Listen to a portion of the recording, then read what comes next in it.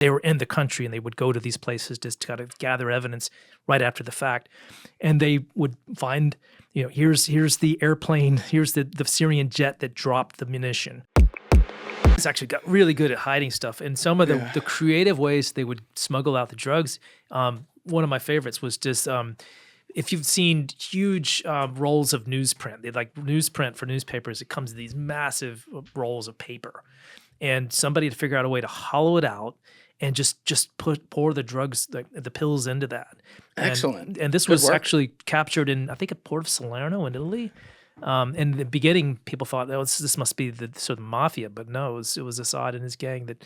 They were teaching the mob how to do it. Said something like some crazy figure, like I don't know. It was in the tens of millions of dollars worth of. So they were good. They were talented drug dealers. They were very good at hiding stuff, and had quite an industry just for concealment. Did he start this like right away after the Civil War broke out, or was this something that came up in like 2014, 2015 when shit was really like going south economically? So it became a convenient economic model for them. So it wasn't Assad's idea, but the Captagon had been around for years before that. But it was a very niche drug. There wasn't sort of much of an industry for it.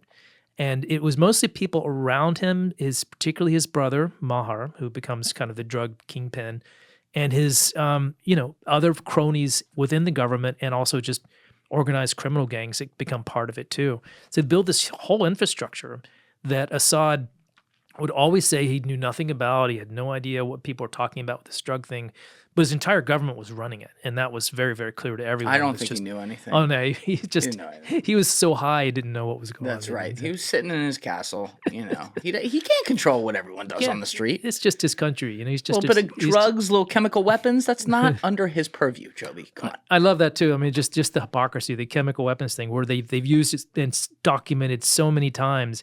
And to the day that he left office, he would continuously say that we never, ever used chemical weapons once. He had to acknowledge that they made them, but he never admitted ever using them. And that was their line, and they stuck to it the whole time. Yeah, this is actually one of those situations where we see other stories being planted on this particular one. Because, by the way, your book, Redline, went through the entire ordeal of the chemical weapons aftermath and what happened, and then how they got rid of this afterwards, and all the people that were involved. I'm sure some of that will come up right now, but link in description, by the way, if people want to check that out. But we see intel agencies around the world, including ones that are supposed to be the good guys, do terrible things throughout history, and we'll call that out every time. The CIA's got a litany of things, including probably whacking a president of the United States when he was sitting in office.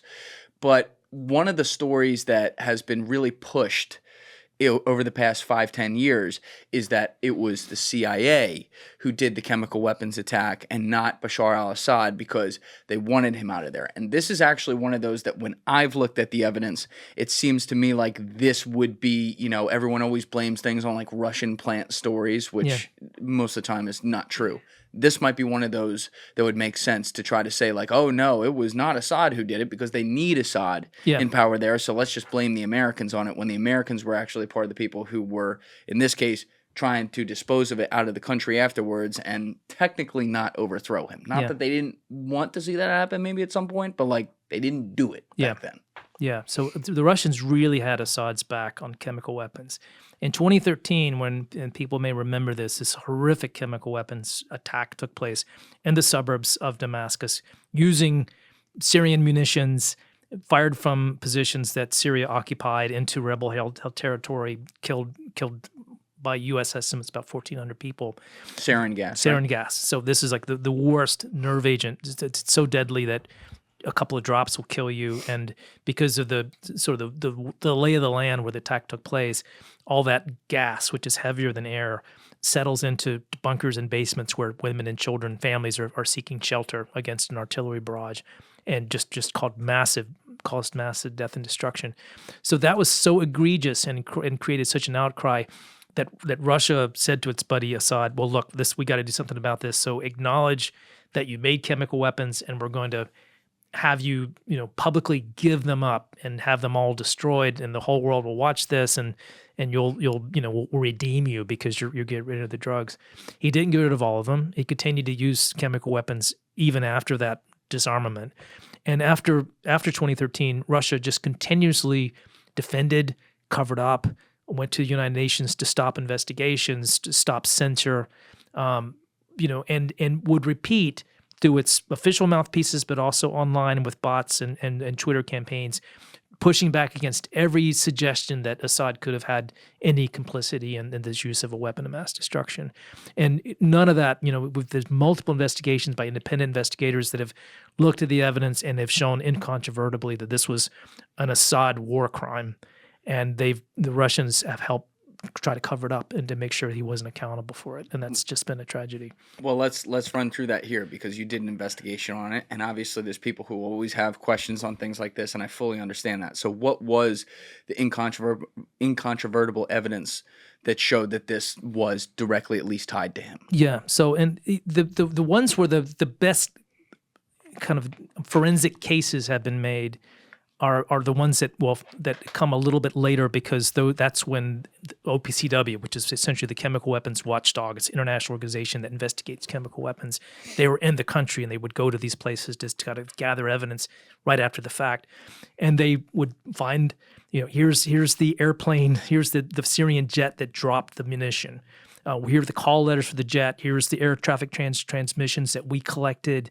Here's the ordnance that was dropped as part of Syria's known arsenal, and dropped by an airplane. And nobody else has planes flying in Syria except for the government. The rebels don't have an air force. The Americans aren't flying.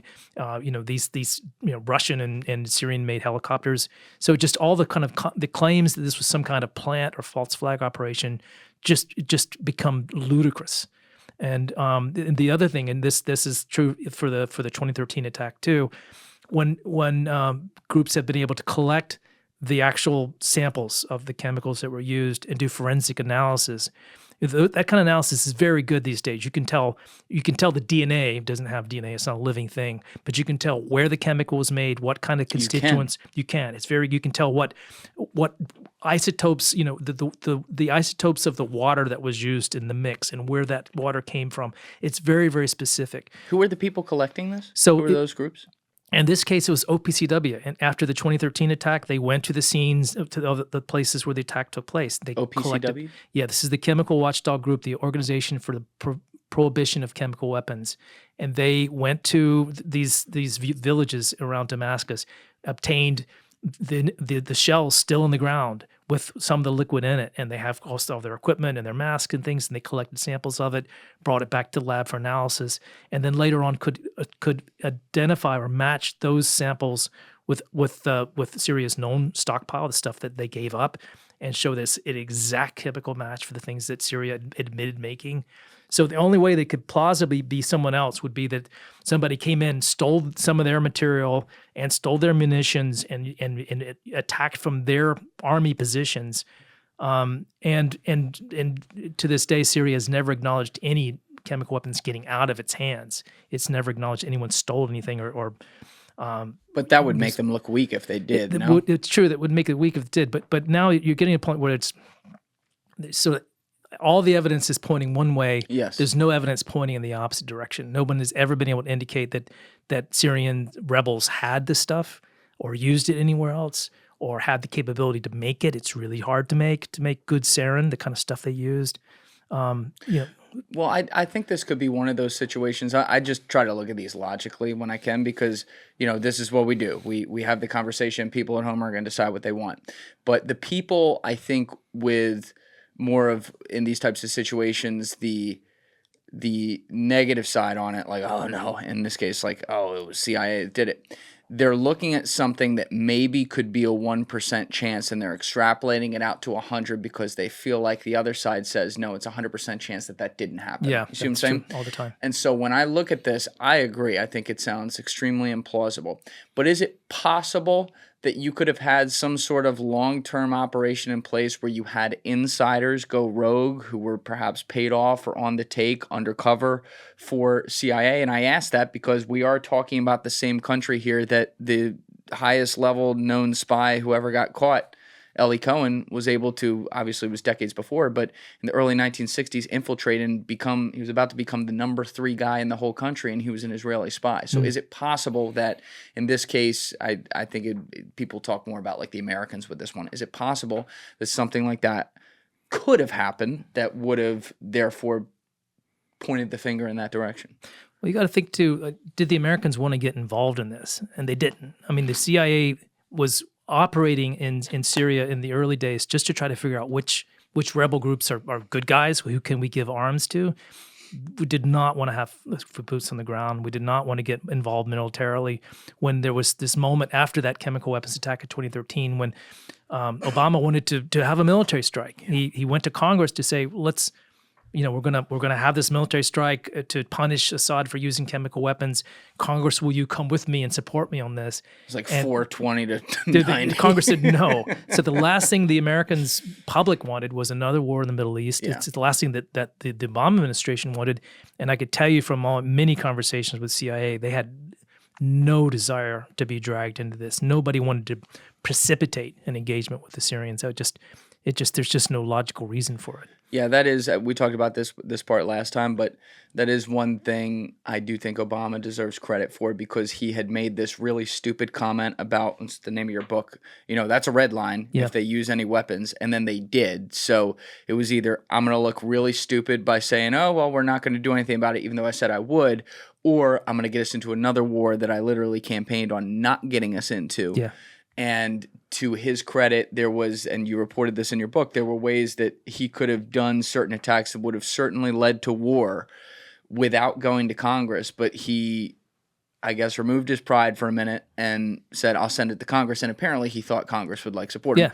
And they didn't. But credit to that for at least doing it the right way, because we would have gotten boots on the ground and had a whole new Iraq in that scenario. Not that things are good right now, but I think that would have been even worse. Yeah, especially from an American-centric perspective. The last place in the world you want to have U.S. troops. And you're right, this was definitely eating crow for Obama, because he really kind of put his foot in it when he said red line. It was just a throwaway line at a news conference, but it sort of backed him into a corner. Everybody thought he was going to have to use military force, and I do think he thought he was going to get Congress to support him, and then they just said no way. Yeah. The one thing he did accomplish, and that's just really part of what the book is about, is since he in return for not striking Syria, we got this deal, which was to get dismantle this program, and we didn't get everything. Obviously, Assad didn't give up all his chemical weapons, but he got rid of most of them. And more importantly,